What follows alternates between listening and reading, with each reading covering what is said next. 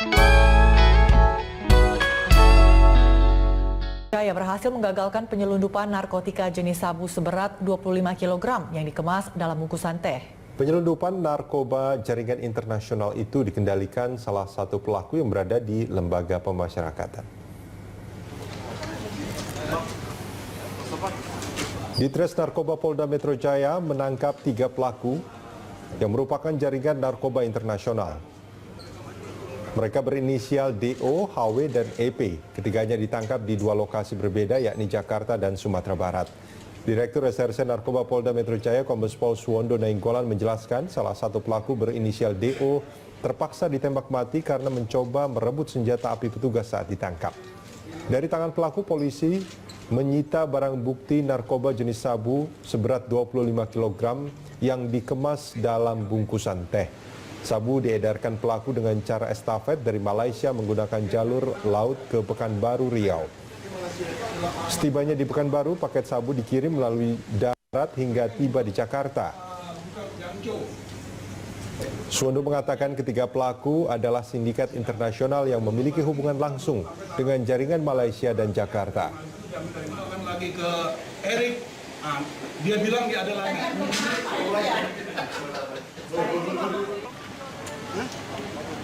Banjir kiriman Katulampa yang terus meninggi membuat warga yang bermukim di Pejaten Timur, Jakarta Selatan mengungsi. Warga dievakuasi menggunakan perahu karet. Beginilah kondisi banjir di Pejaten Timur, Jakarta Selatan yang merendam permukiman warga hingga Senin malam. Banjir luapan Kali Ciliwung ini membuat 400 jiwa mengungsi ke tempat yang lebih tinggi. Ketinggian banjir di wilayah ini mencapai 3 meter.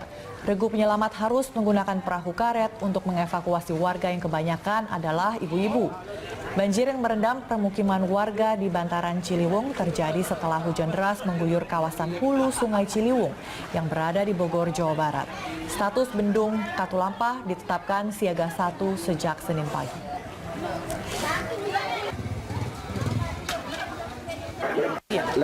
Tadi dievakuasi sama apa, Bu?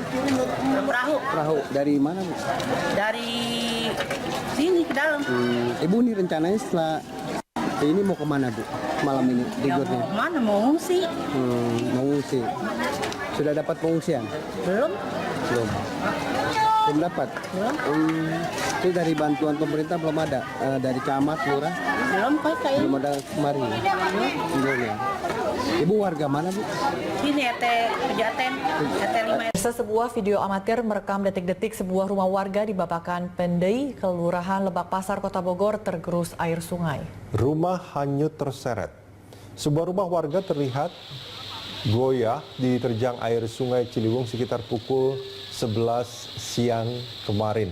Hantaman air terus meningkat membuat pondasi rumah semakin tak mampu menahan hingga secara perlahan rumah di atas bantaran Ciliwung ini hanyut terseret air.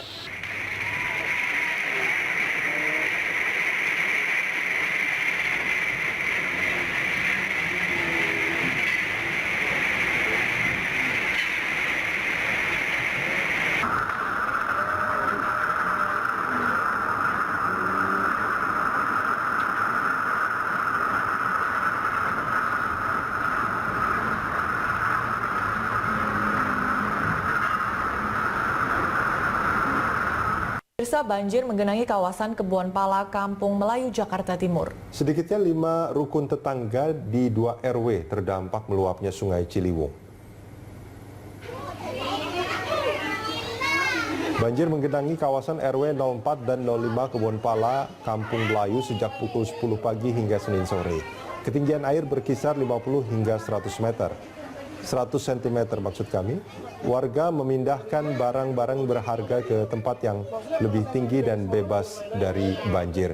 Meski demikian, warga memilih bertahan di rumah mereka, sementara sebagian lainnya mengungsi ke rumah kerabat. Pemprov DKI Jakarta belum mengevakuasi warga ke tempat pengungsian.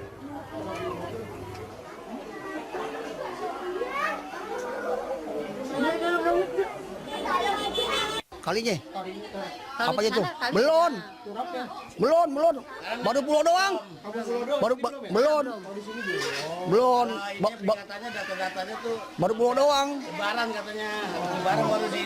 Iya, taruh itu kali itu Ono kelar, baru sono di Numpal. Pemirsa, tim SAR masih berusaha sudah lebih dari 9 jam untuk mengevakuasi korban yang tertimbun longsor di underpass Jalan Perimeter Selatan yang menghubungkan Kota Tangerang dan Bandara Soekarno-Hatta. Tim SAR menurunkan tim ahli hingga alat berat dalam proses evakuasi korban. Selama proses evakuasi berlangsung, petugas terus membangun komunikasi dengan 2 korban yang tertimbun material longsor. Proses evakuasi korban terus dilakukan tim gabungan dengan menggunakan alat bantu ekskavator. Petugas mengalami kesulitan selama proses evakuasi berlangsung karena beratnya beton penyangga tanah yang rubuh menimpa mobil korban. Berat beton diperkirakan mencapai 50 ton dengan panjang mencapai 30 meter. Sebanyak 3 ekskavator dikerahkan ke lokasi longsor dan selain itu 3 ambulan masih disiagakan di sekitar Jalan Perimeter Selatan, Bandara Soekarno-Hatta, Tangerang, Banten.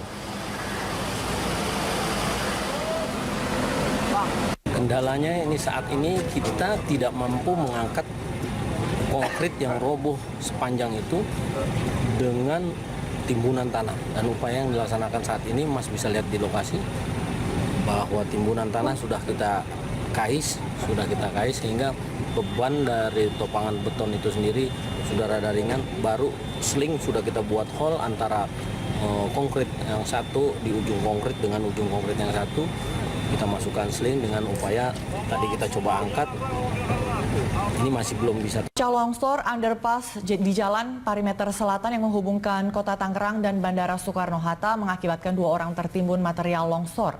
Proses evakuasi korban berlangsung hingga tadi pagi. 1 dari 2 korban sudah berhasil dievakuasi petugas. Dan untuk mengetahui informasi terkini, kita telah bergabung dengan rekan Jona Hamonangan bersama juru kamera David Sibarani dan pilot drone Rizky Andrianto dari underpass Jalan Perimeter Selatan, Tangerang, Banten.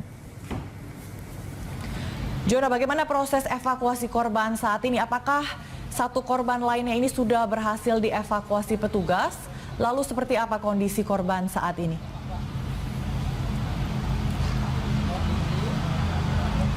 Selamat pagi Mola dan pemirsa, saat ini saya berada di Perimeter Selatan Bandara Soekarno-Hatta, di mana saat ini sedang dalam masa proses evakuasi oleh tim gabungan, salah satunya dari pihak Basarnas. Bisa lihat di belakang saya, ini merupakan terowongan dari yang di selatan, Perimeter Selatan. Jadi memang bisa dilihat dari sekarang ini para petugas dari Basarnas memang sedang dalam merasakan proses evakuasi. Bisa lihat di sebelah kanan kita memang pasir-pasir tertimbun. Memang ini merupakan salah satu bisa dibilang runtuhnya dinding underpass di Perimeter Selatan.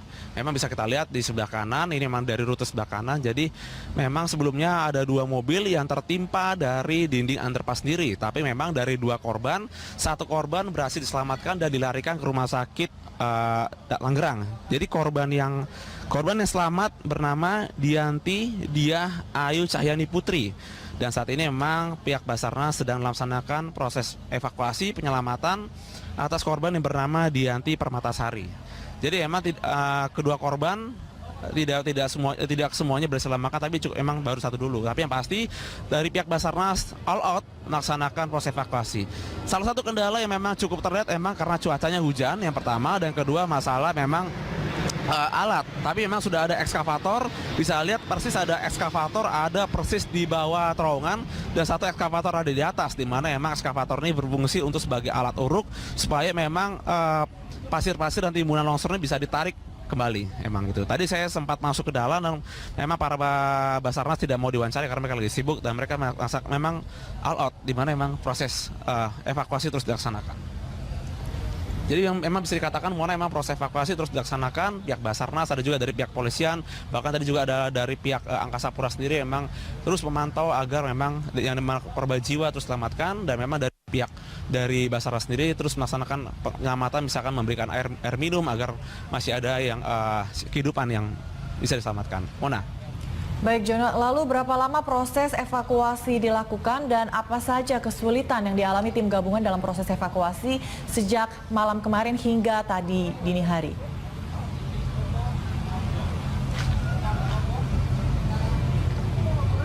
Ya Mona, proses evakuasi sendiri pada dasarnya udah berjalan lebih dari 9 jam, di mana peristiwa longsornya itu terjadi sekitar sore.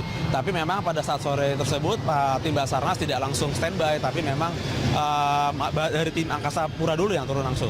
Untungnya memang ada tim Basarnas yang memang standby di areal Soekarno-Hatta ini atau di areal airport ini. Jadi mereka dari Basarnas sendiri memang yang dari standby dari airport sendiri memang langsung.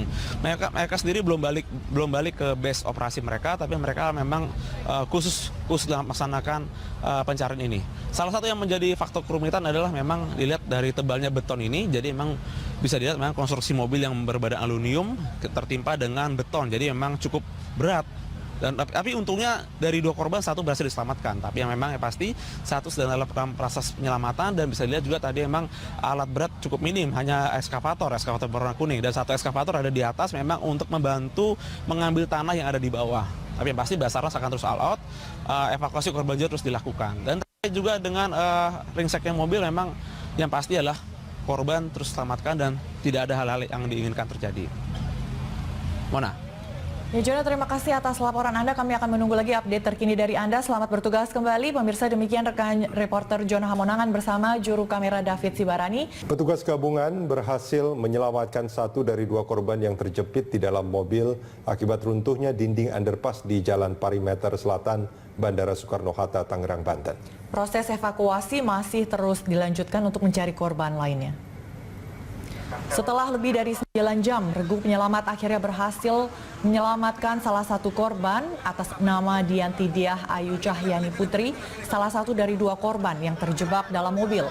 Proses evakuasi sempat terkendala karena beratnya material beton penyangga tanah yang rubuh. Korban selamat langsung dilarikan ke RSU Kabupaten Tangerang untuk mendapatkan perawatan intensif. Sementara itu, petugas penyelamat hingga kini masih melanjutkan upaya pencarian untuk mengevakuasi salah satu korban yang masih terjebak di dalam mobil atas nama Dianti Permatasari. Proses dulu ini.